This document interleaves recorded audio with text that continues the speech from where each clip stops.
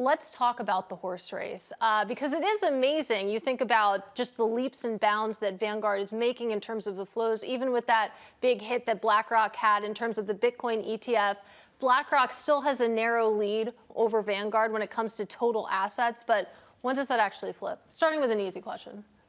When? What date and what time yeah, if you it could should give happen? me an exact date and time, that would be great. That will be a challenge, but I love watching this as well. We've got two industry leaders that continue to gain as the pie grows and as we get more competitive. It will happen at some point. I don't know when it will be, but it's exciting to see the product development. We have a new CEO coming in at Vanguard. We're likely to see a shift in focus. We at VettaFi think we're going to see some greater focus on active management. BlackRock this year has also seen some net outflows to some of their trading-oriented fixed income products. So HYG, the high-yield bond ETF, LQD, the investment-grade corporate bond ETF, those have seen net outflows. That's weighing down a bit of the success that BlackRock has had. Okay, so you mentioned the new CEO over at Vanguard. We're talking about Salim Ramji, of course, who was formerly the global head of iShares at BlackRock, now moving over to Vanguard. How do you expect him to change it up? And is he going to be very aggressive in making sure that Vanguard keeps its #1 spot in terms of flows and maybe overtake BlackRock in terms of overall assets? So I think it's going to be an evolution under Ramji, not a revolution. And as a result, we're going to see lots of the same things. Vanguard is going to continue to offer broad asset allocation products, relatively cheap. I don't think we're going to see a new wave of products coming. But where we will see changes, there'll be active management. Vanguard recently, in December, launched a couple of active core and core plus fixed income ETFs that have been popular.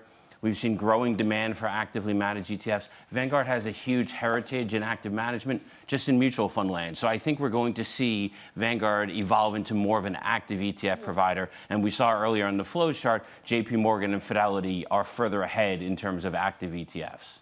And let's talk about JP Morgan. You know Brian Lake pretty well. He moved to Goldman Sachs, right? This is like, a division rival. This should be interesting. Goldman has kind of fallen on hard times with ETFs, let's be honest. JP Morgan's still obviously doing well. Do you think this changes that? In a year from now, if you come back on, could we see Goldman in the top 5? Well, we certainly will see them higher up than they are today in terms of the overall flows. I think it will take a little bit of time before we see changes happening at Goldman, but I think we're going to see the best of Goldman become available in the ETF structure the way that we've seen that with JP Morgan. They brought their active expertise not only in covered call products, but throughout the broader franchise. I think that's what Brian Lake is going to be able to do well, of get everybody on, or most people on board in the ETF space. I think that's why he's being brought in. Goldman is a player to watch in the year ahead. Let's broaden out a little bit, zoom out from this conversation, because we're talking about Vanguard, of course, we're talking about JP Morgan and Goldman. It just feels like we're seeing a lot of C-suite shuffling in the ETF industry. You remember, of course, Anna Paglia from Invesco going to State Street. You just see all these players moving around at the very highest ranks. And we talk about industry growth all the time in the terms of flows, assets, the number of products launched. And I don't know, the way I've been thinking about this C-suite reshuffling is it's another sign of maturation in the space. But I'm curious how you read it, what you make of it. So I would agree with you, but I want to just make sure we're using the word the same way in a positive way. So to me, it's a positive sign of maturation. We continue to see ETF industry growth. I do think that not everybody is going to be climbing as high up as fast as they want to. And as a result, Goldman Sachs is a good example of it. They've found somebody internally. But what we've seen is people continually move and bounce around. Many of the heads of ETF businesses used to work at BlackRock or Vanguard or State Street. It's a small and growing community. Again, I'm here in part because these are ETF friends of mine. Now, ETF friends of yours are talking a lot about crypto these days. Yeah, one in particular. He's to the left of me right now. Exactly. You guys conducted a survey recently of financial advisors, asking them for their take on crypto. What did you learn? What surprised you? So it's the talk of the ETF industry. It's certainly been the talk of certain parts of social media. We wanted to hear from advisors about, does this make sense? Is this something they're interested in?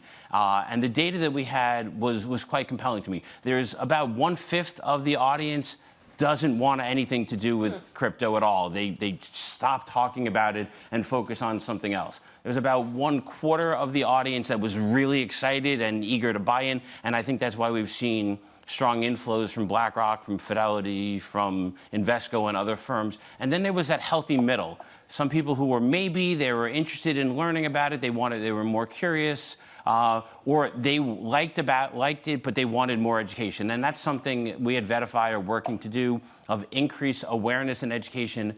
We're not saying this is the right product to be in your portfolio, but if it does make sense in your portfolio, what are the risks? What are the rewards? How can an Ethereum or a spot Bitcoin ETF make sense? And so that was part of the conversation we had. So speaking of surveys, I'm old enough to remember when ESG was what everybody apparently wanted in the surveys, right? Advisors were like, more ESG. Now, fast forward to this year, ESG, obviously a lot of outflows. And get this stat, 25% of all the closures this year are ESG ETFs. They only make up 1% of the assets. What happened? Well, it's still showing up in the surveys. The late annual survey that comes out from the institutional investors, they're still interested in ESG. ESG has historically been favored more by institutional investors, but I would share that it's working from a performance standpoint. So the Spider S&P 500 ESG ETF, the ticker is EFIV, over the last 3 years is outperforming SPY by 150 basis points on a 3-year basis. So it would have helped investors had they bought in and stayed. It's still $1 billion ETF. And we are seeing clean energy ETFs pop in the past month. So the Invesco Solar ETF, TAN, the Alps Clean Energy ETF, ACES, is up double digits. But you're right, people aren't buying it. Some within the industry closed. They didn't close as fast as I think you had expected, but they closed faster than I would have expected.